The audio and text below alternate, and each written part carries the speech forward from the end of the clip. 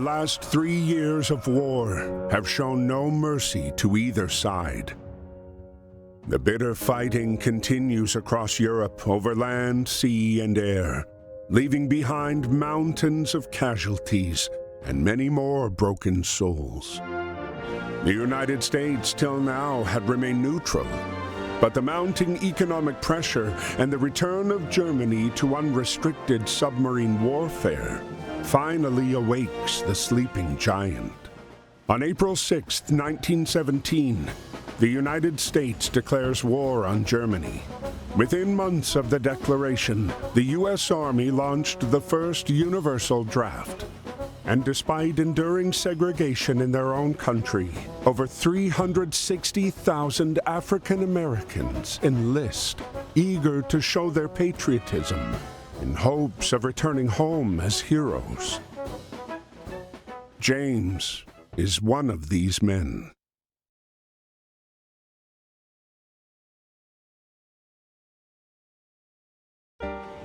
Dear Brother James, I hope this letter finds you well and that working at the docks is not too backbreaking.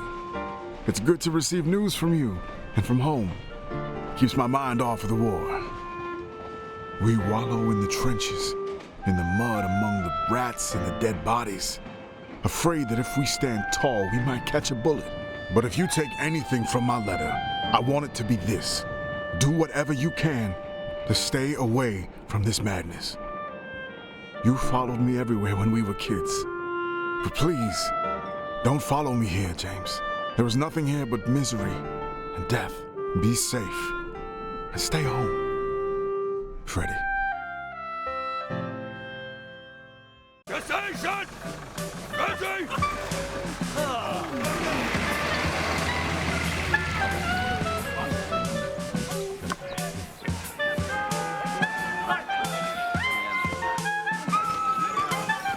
Undertogen! Ready! Now! Temporary! Now!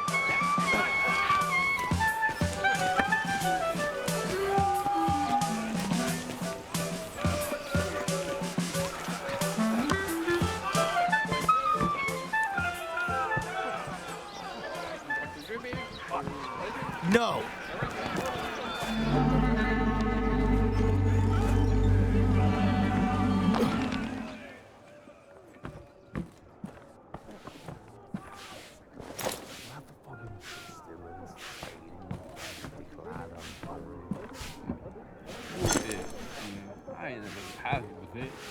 Up, up, up!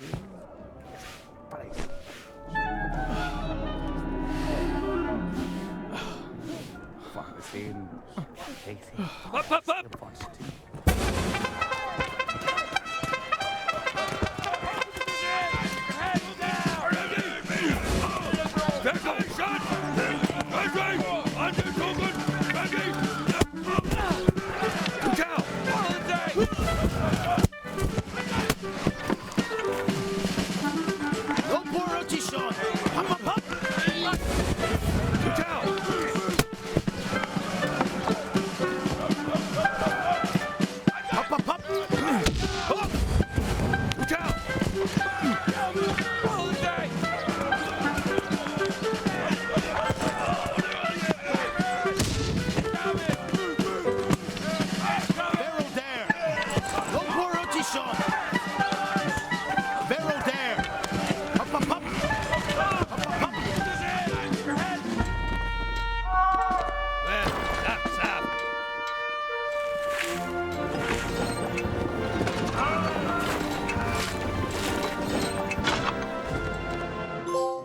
Dear Freddie, it's good to hear from you. Sorry to disappoint, but it looks like I'm following you around again. I've already enlisted with the 15th New York National Guard Regiment, or the old 15th, as they call us. We're done with our training and on our way to the front. We'll sail from New York to France. We're on our way to help you win the war. But don't you worry about me. I can take care of myself just fine. Your little brother, James. April 9th, 1917, Vimy Ridge. This geographic stronghold, held by the Germans since the early days of the war, remained impenetrable. In the latest attempt to break through the German defenses, ground forces were ordered to team up with the British Royal Flying Corps.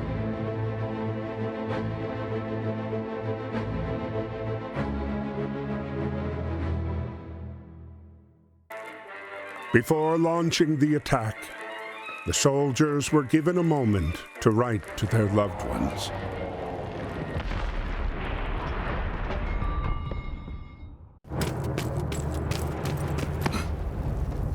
Aim.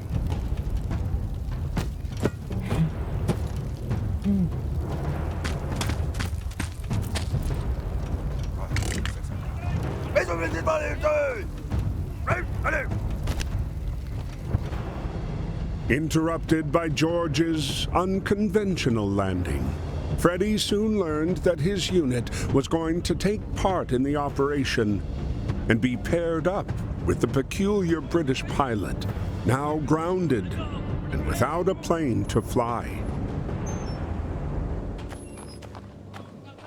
10 hot! Hold! Ready?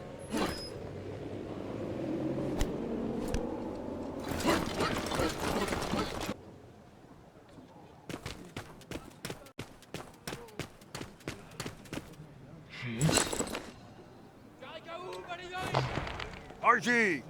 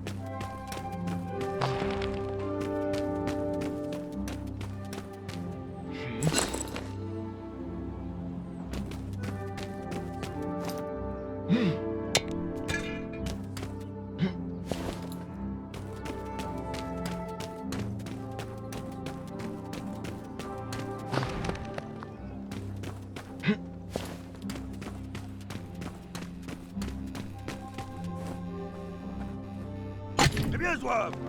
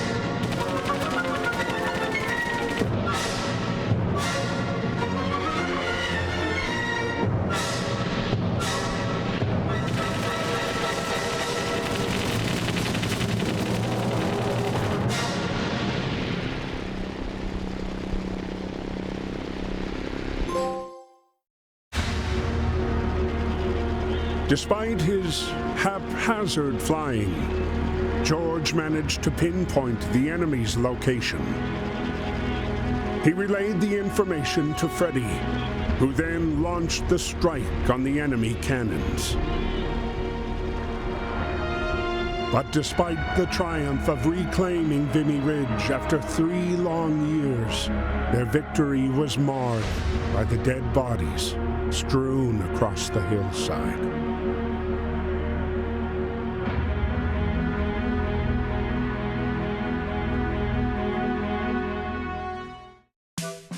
While Europe was torn apart by war, the U.S. had begun a massive mobilization in what many believed could permanently change the tide of the war. Aboard the USS Pocahontas was a racially segregated unit. The Old 15th, made up almost entirely of African American soldiers. These men were sailing to Europe, ready to put their lives on the line, to prove their love for a country that didn't always love them back. Dear Freddy, we're on our way to France. This is our first night at sea. But don't worry, me and the boys are ready. Speaking of the fellas, I lucked out and I'm getting on good with a fine bunch of them. There's Fidgety Lang Edwards, who never puts down his drumsticks. Jack Harris, our medic from Chicago. Joey Brass is from Harlem and plays a mean banjo. And Chef Caldwell is always cooking up stuff for us. We just have to make sure to get served before B.B. Johnson. Great guy, but he can really put it away. Well, I gotta go now. Practice is about to start and there's no jazz band without a clarinet. Stay safe. We'll see each other soon. Your brother, James.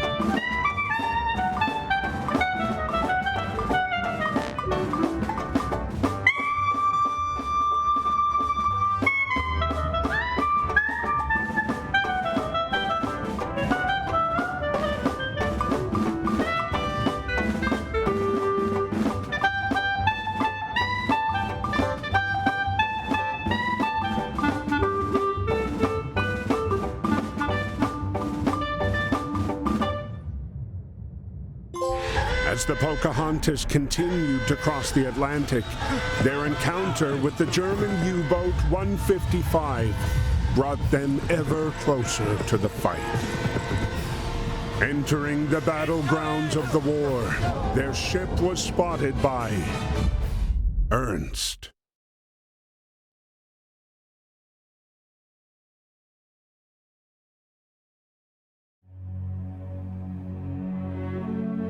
May 31st, 1916. On land, the conflict was bogged down in trench warfare. Neither the Allies nor the Central Powers were able to make significant gains. At sea, Allied forces dominated Germany with a crippling blockade. Determined to stay away from the war, Ernst escaped to the solitude offered by the depths of the sea. It was here below the surface that he scavenged, hoping to eke out a living.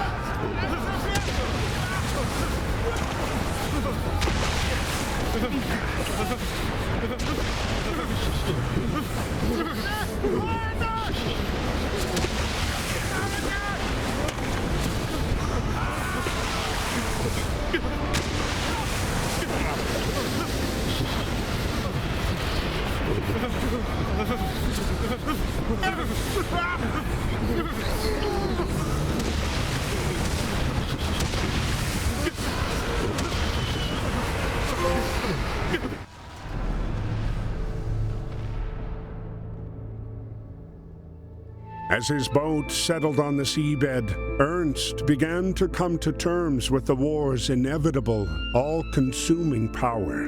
Defeated and alone, he could feel the Jutland waters' cold embrace tightening around him.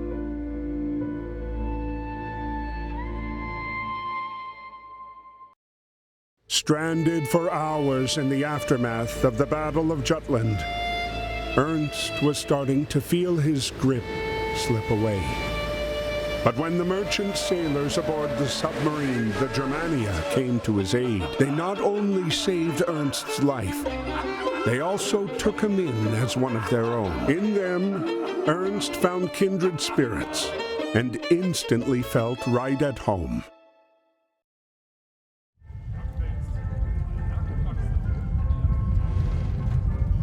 But even at home, you have to carry your weight.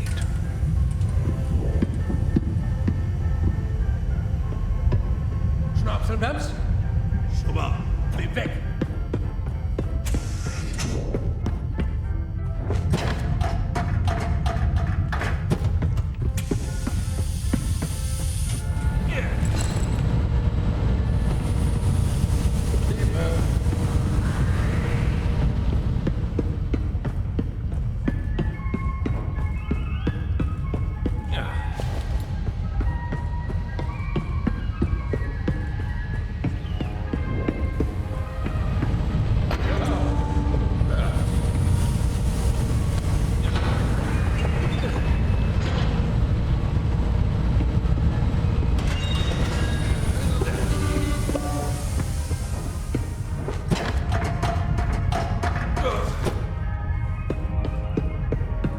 Fitted asked.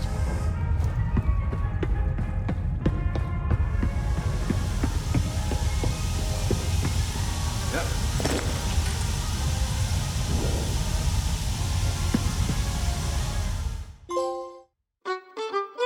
1916. The U.S. had remained neutral, allowing for business as usual. Despite trade blockades, the few merchant submersibles in existence, like the Germania, were still able to trade with them.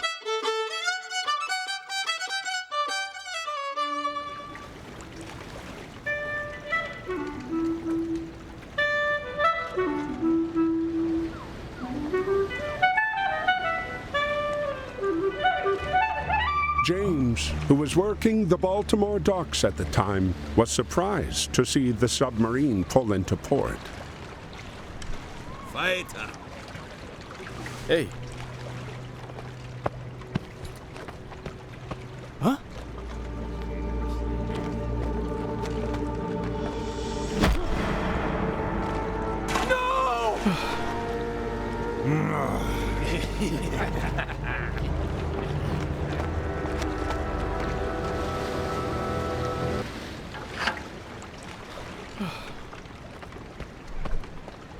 Wait this!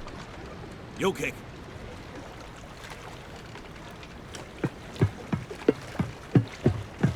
Fitted asked.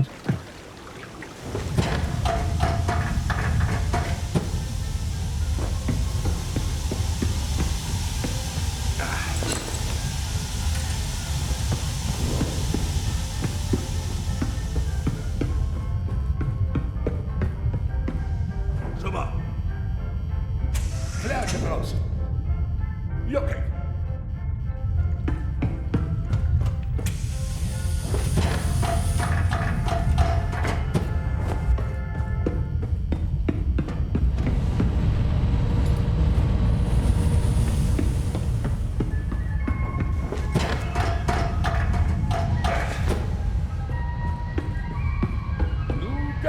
Zinga, zeg maar klein.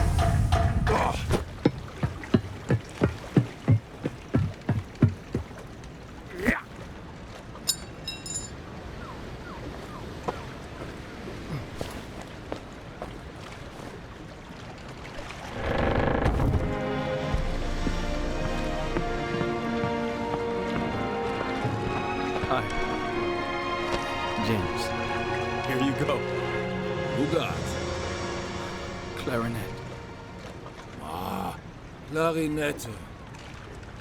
Alles klik.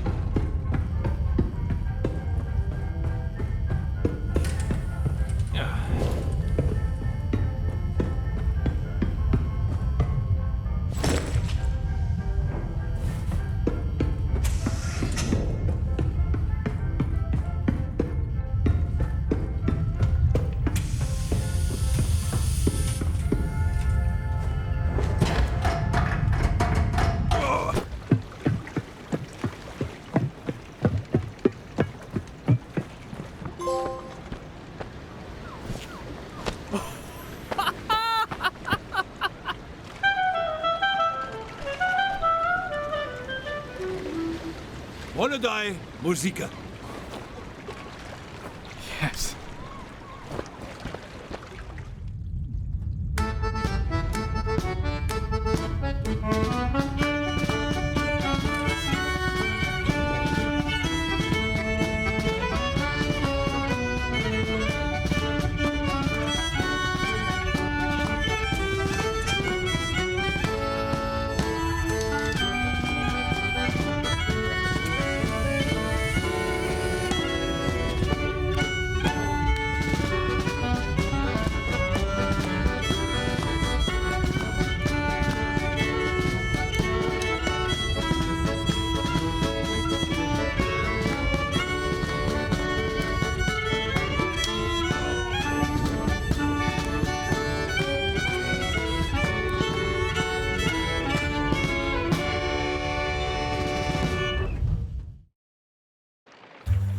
Dear Freddy, I'm glad to hear you're doing good. I hope you won't be upset with me, what with the war and all, but I recently met a German, and we really had a lot in common. It turns out Ernst is a damn good musician. I'm proud to say he's become a friend. We promised each other that when this war is over, me and Ernst will play together again. I intend to keep that promise. Your brother, James. The Germania's voyage was a commercial success, and her crew returned eager for their next trade. But their triumphant return was interrupted by the German Imperial Navy.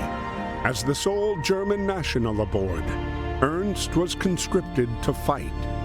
The submarine, too.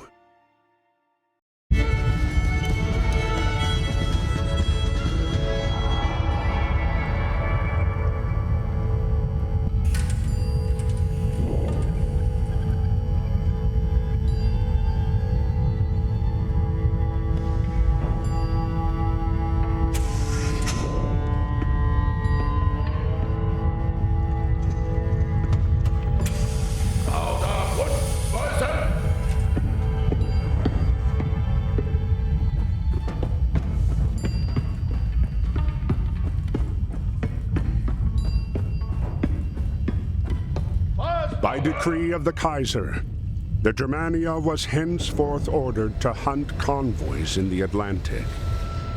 Ernst was faced with a grim choice: torpedo the Pocahontas and kill his friend, or disobey a superior's direct order and risk being put to death. He had chosen to save his friend, but knew it would only be a matter of time before he was ordered to kill again.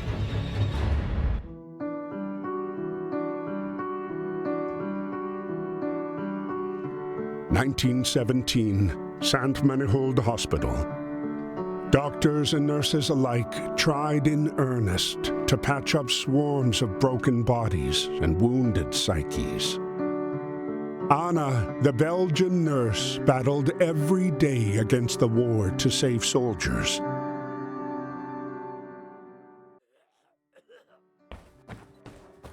C'est bon, c'est bon. Allez, courage.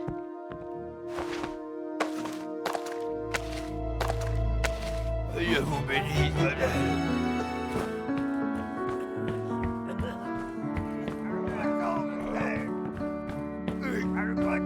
Ça va aller.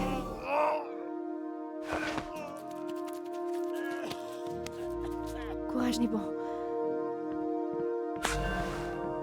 Allez, courage. Voilà. Ici bas, ma bien.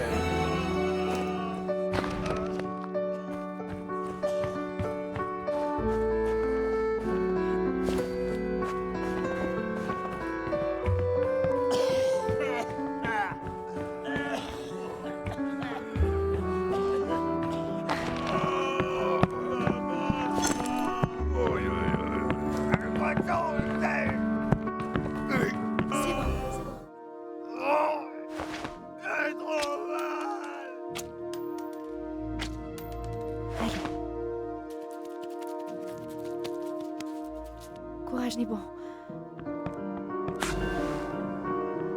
Voilà. Ici bas, ma bien. Sometimes Anna could heal the soldiers' ailments and put them on the path to recovery. Other times, it was a matter of alleviating their pain and merely postponing the inevitable. On this day, a rare ray of hope pierced the gloom of the hospital grounds. Finally, with the arrival of new medical equipment, technological progress would be used to help the wounded of war instead of producing them.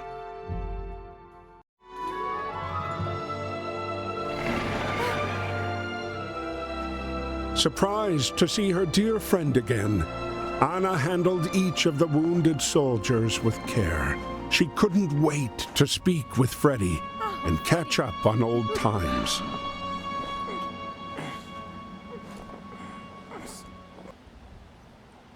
Ça va aller, allez.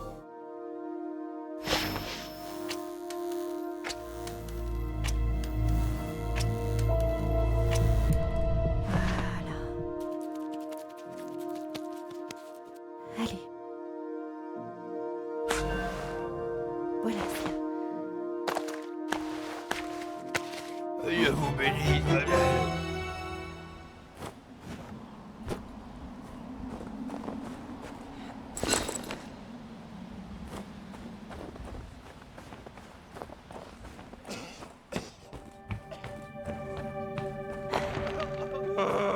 Mon père, madame. Walt. Oui, bon chien.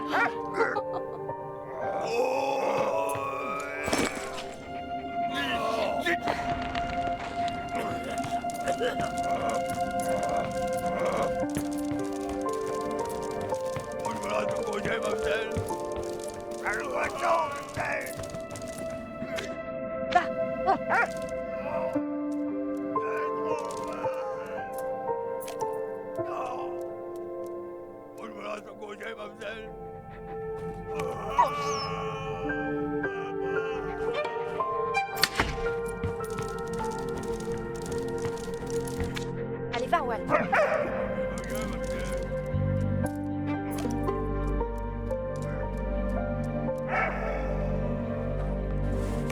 Oui, bon chien.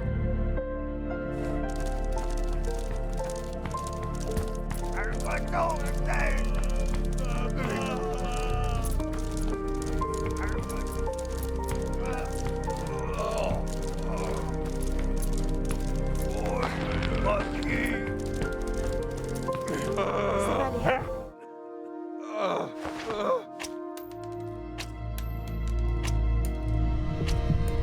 Allez, bouge. Allez. Pas mieux.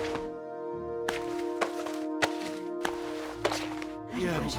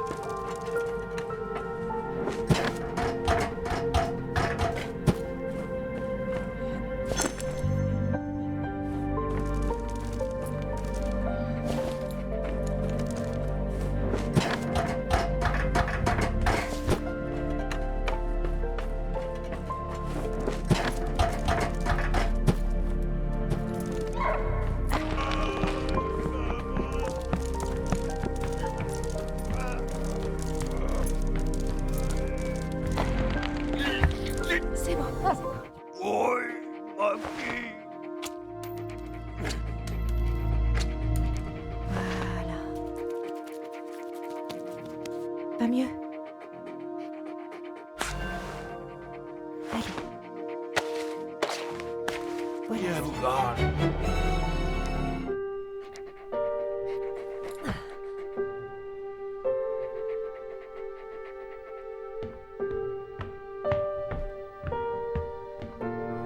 Reunited, Anna and Freddie both took solace in the bonds of friendship.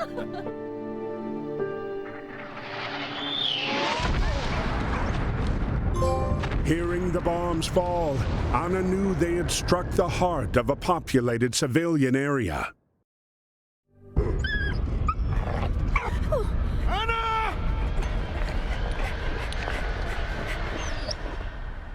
Always quick to act, she drove off to help the wounded.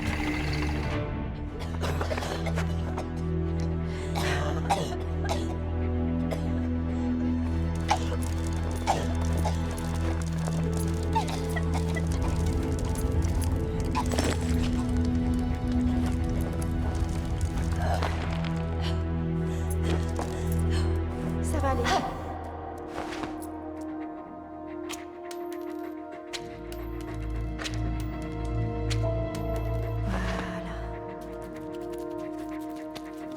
Allez, courage. Voilà. Oh, merci.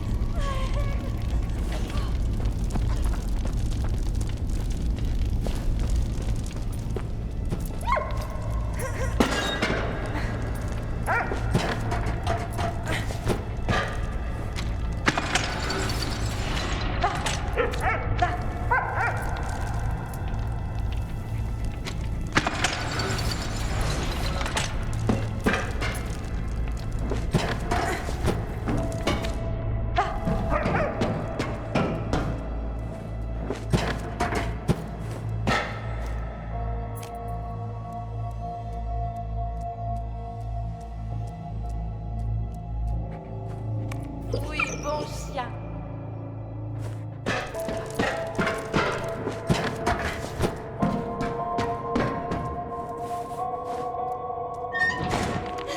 À l'aide! À l'aide! C'est bon. Pas mieux.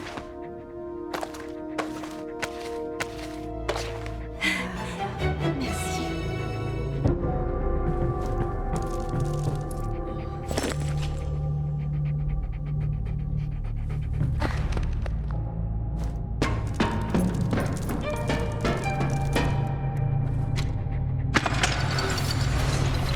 Allez, va, Walt.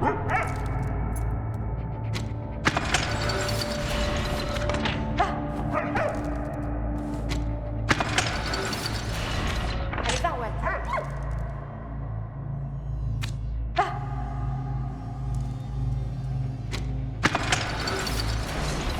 Vas-y, Walt.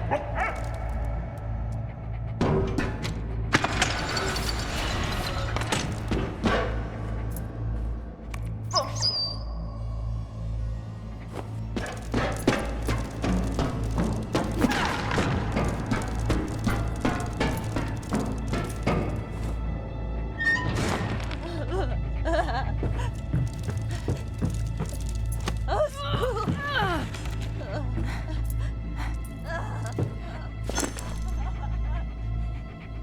À l'aide! À l'aide!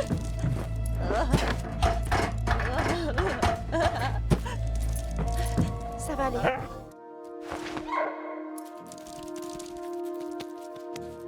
Allez. Voilà.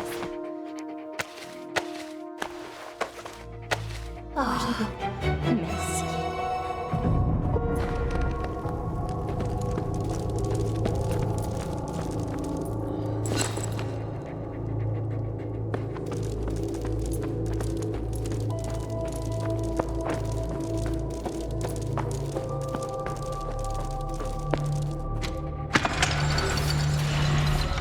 Allez, va, Walt.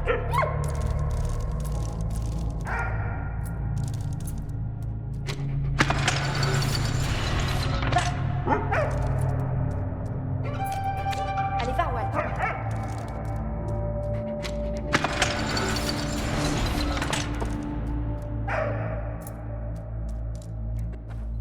C'est bien.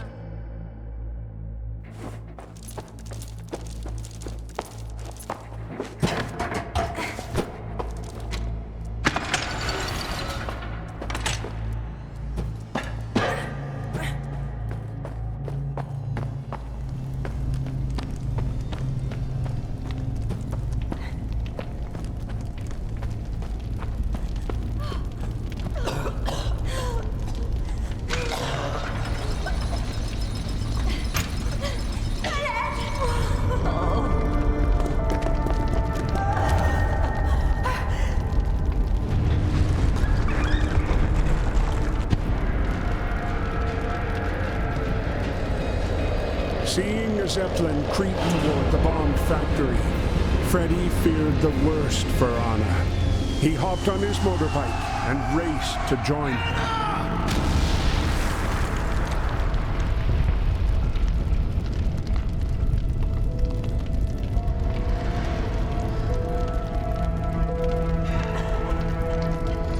Freddy arrived just in time to see Anna emerging from the debris. She had once again put her life on the line to save others. December 27th, 1917. The Pocahontas arrived in Brest, France, to a celebratory welcome. Unknown to the Old 15th, the decision had already been made to use them only for combat service support. They were not to see battle.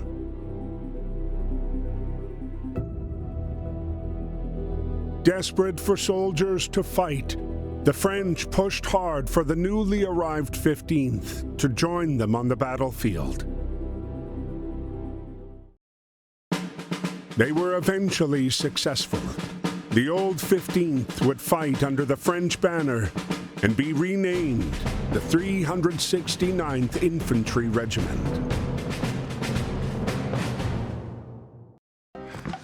The Americans were once again outfitted as soldiers should be, then paired up with a French counterpart.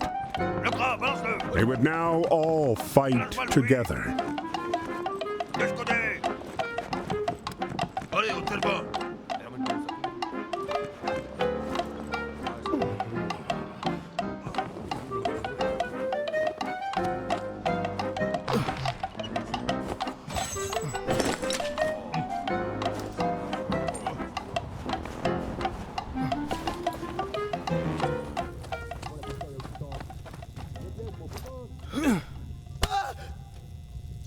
Na dog tixi bluff.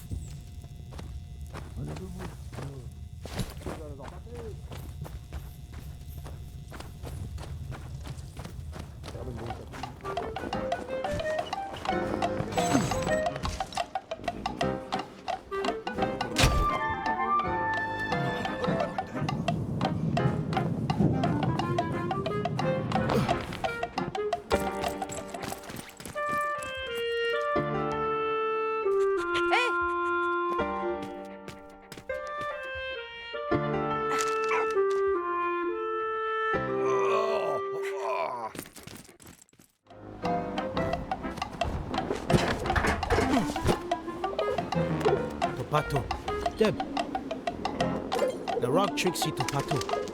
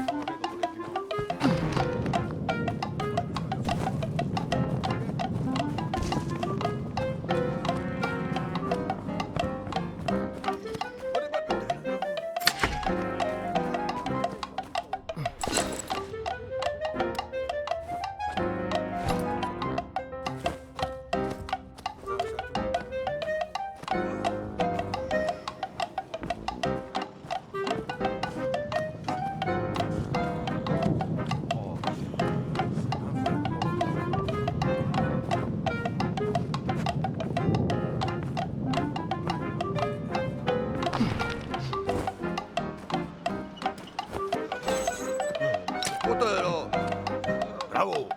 Trappaso! Scutero!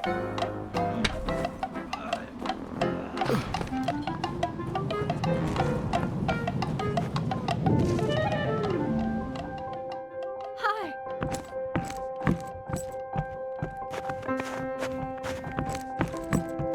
Freddy? Huh? You know Freddy? Yeah.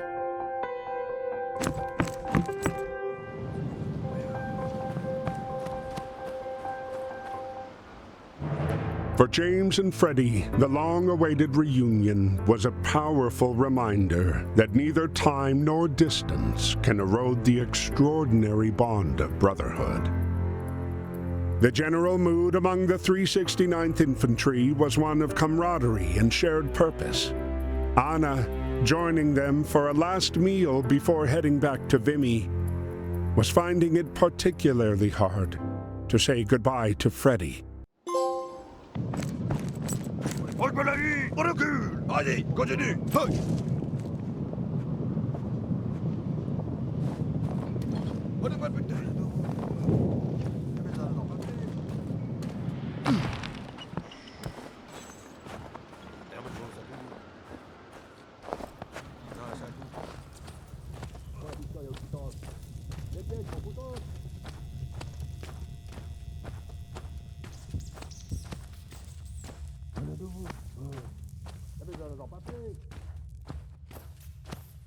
Envoie la biscoille au sultan. Les pieds, mon foutoir.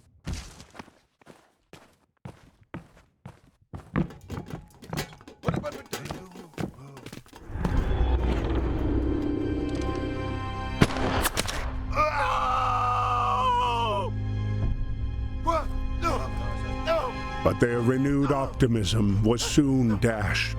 By nightfall, everyone in the 369th would be reminded of the perils this war had in store for them.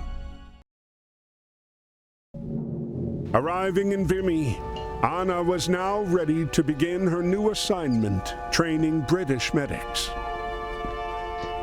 Meanwhile, George was developing photos taken during his reconnaissance missions. But tonight, the quiet peace of the dark room was broken by a barking Walt.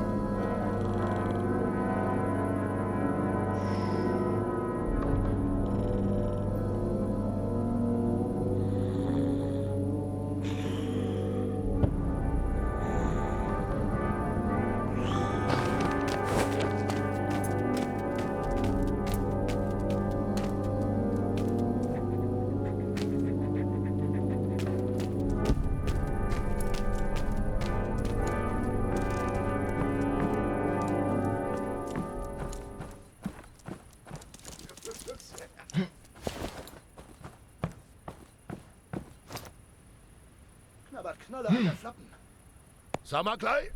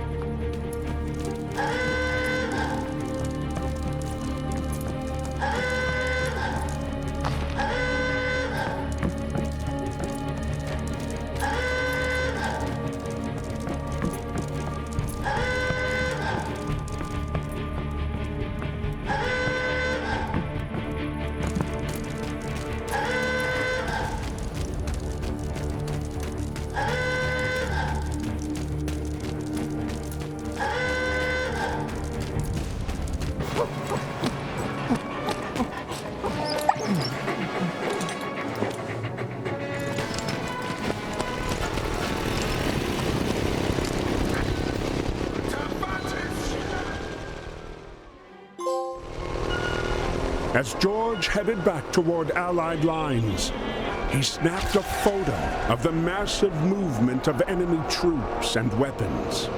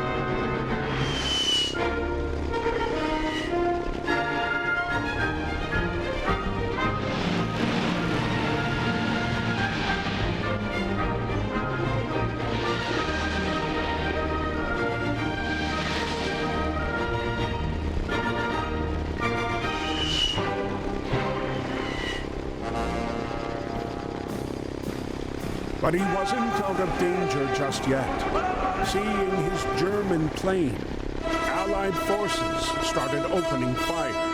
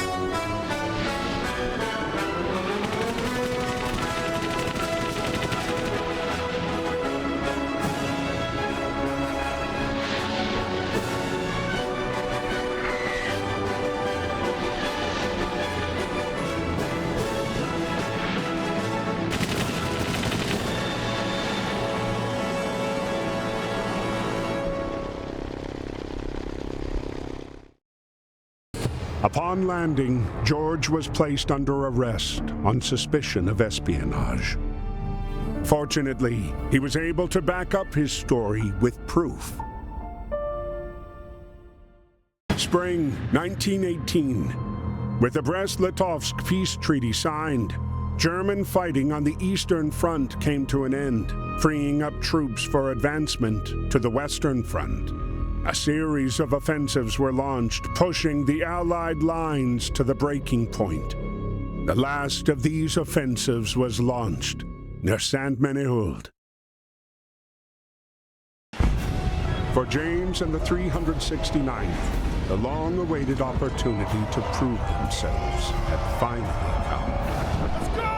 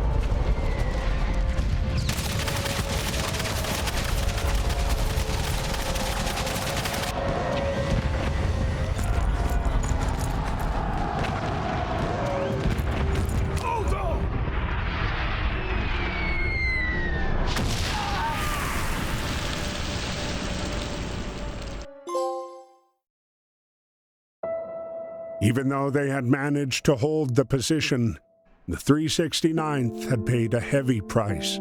Before leaving to care for the wounded, Anna made sure to give James and Freddie a long embrace, hoping this would not be their last.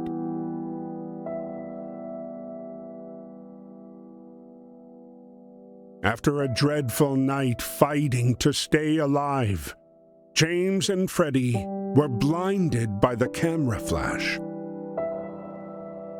Impressed by the troops' accomplishments, the American press gave them the nickname Harlem Hellfighters. Their brand of music was all the rage, earning them an invitation to perform in Paris.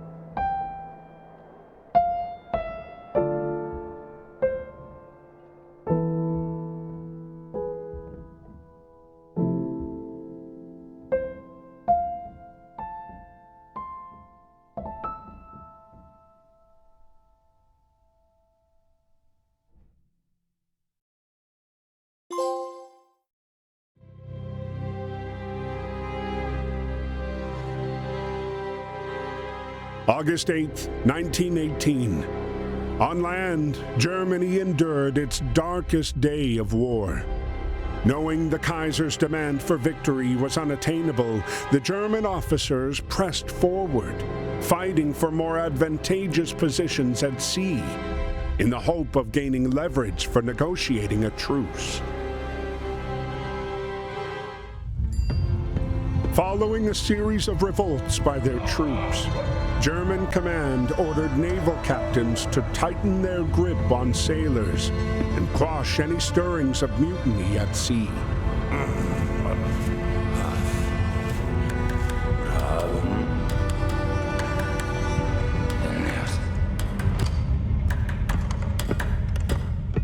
Hearing about acts of insurrection, Ernst felt emboldened and decided he had to deactivate his submarine's torpedoes.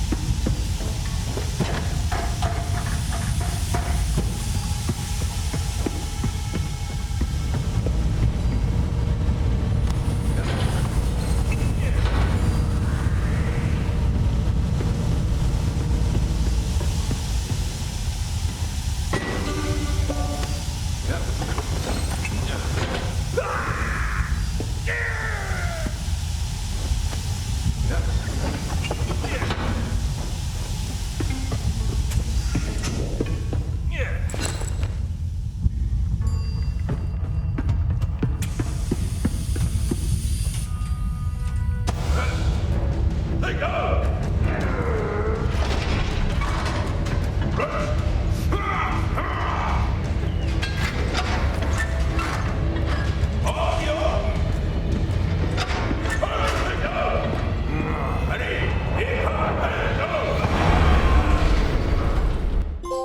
While Ernst was happy to be alive, he again found himself in the crossfire of war and his freedom taken away.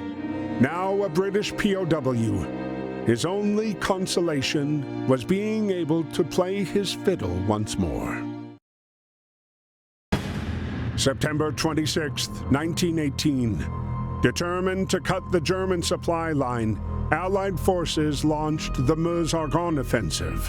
For James and his fellow soldiers, this undertaking was bigger than any they had faced before. Soldiers on both sides steeled themselves for the whistle blow and the impending chaos of the charge. Their sole comfort being the unwavering support of their brothers in arms.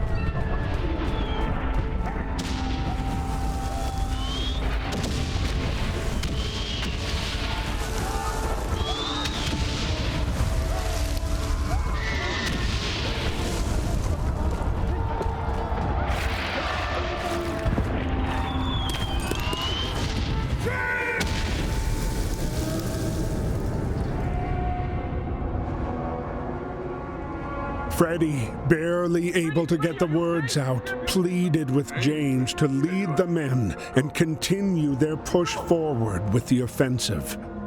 Reluctant to leave him behind, James complied.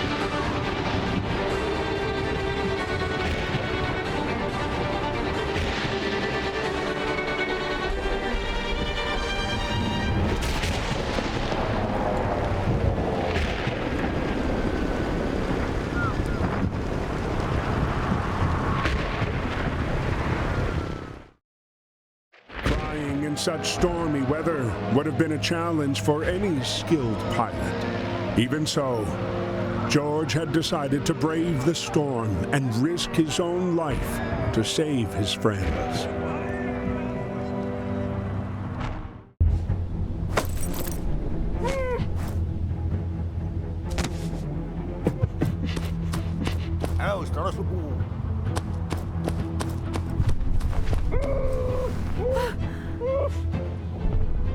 Stunned to see her dear Freddy suffering, Anna quickly got to work.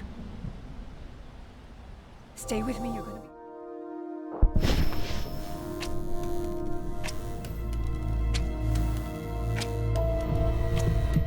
Tempo, Freddy. Hold on, Freddy. Hold on, Freddy. Tempo. Hold on, Freddy.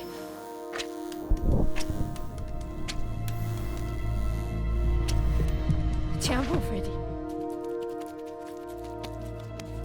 Hold on, Freddy. Tempo, Freddy. Wonderful. After 4 long years, Freddy's injuries had ended his fight. Always the one to protect others, he would now be the one in need of care on the slow road to recovery. Despite his wounds, he remained in good spirits thanks to Anna by his side every step of the way. With Freddy out of commission, James took over as squad leader.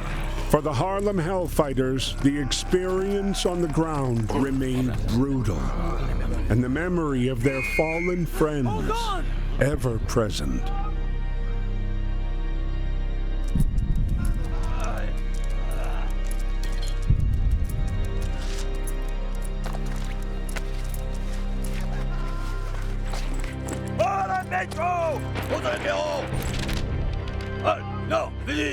At that very moment, news of the truce being signed between the German and Allied forces made its way to the front.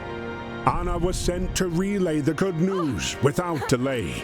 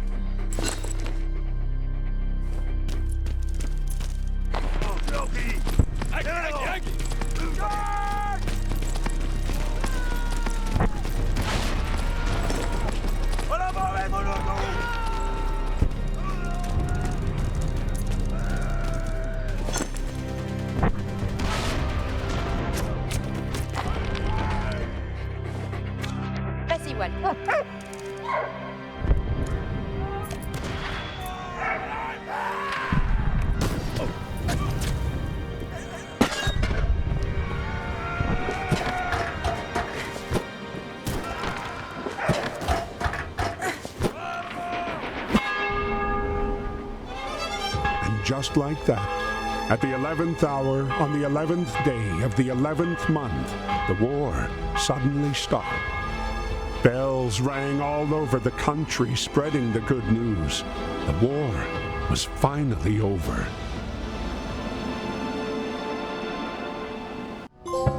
Seeking a new life far from the devastation of Europe, Anna and Freddy set off to make a home in the United States.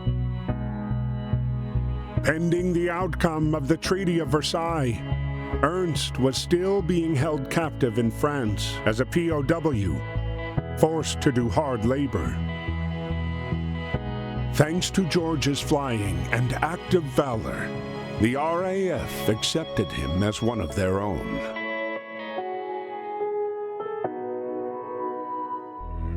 After being duly rewarded the Croix de Guerre by the French military, the Harlem Hellfighters were once again placed under American command.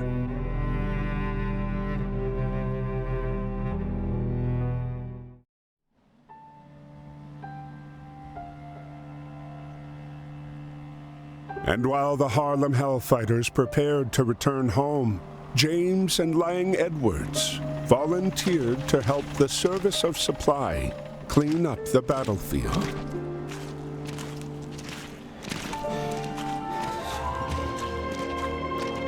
Ernst? Ernst! James!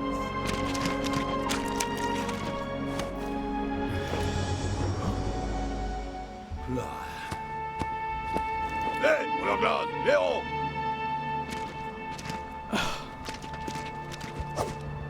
Yes, sir.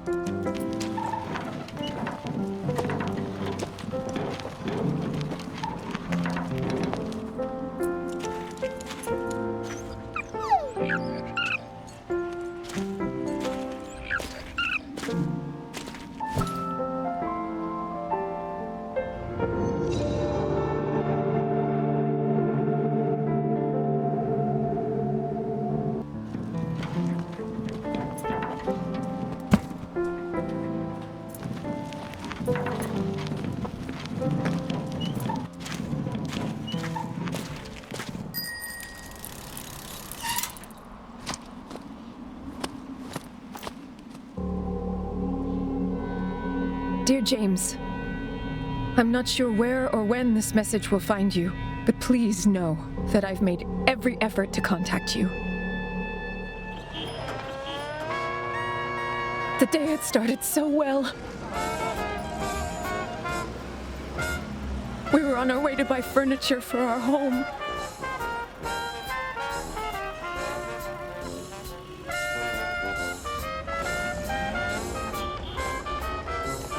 When some men told us we couldn't shop together.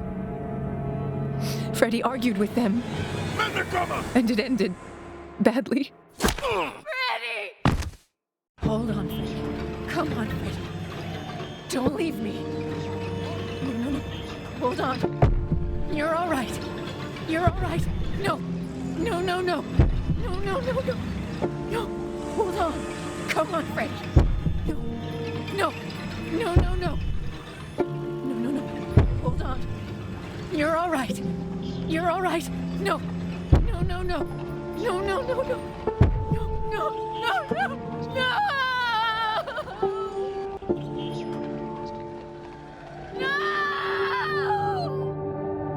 I couldn't save him.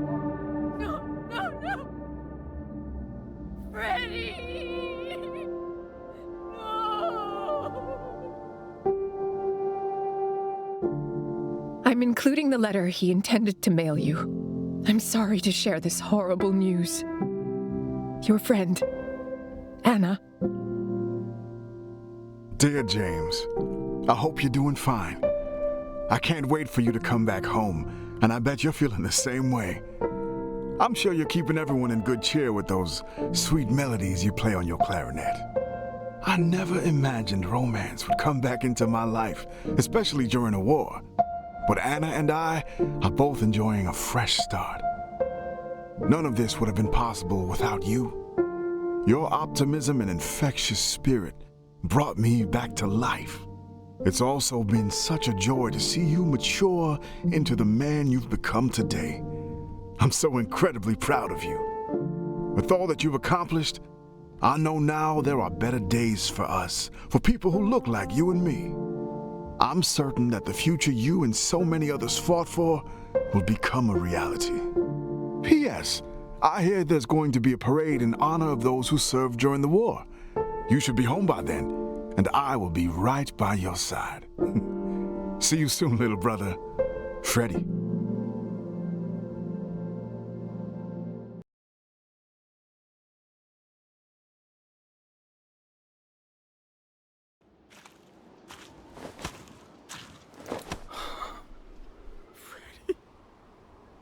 Oh.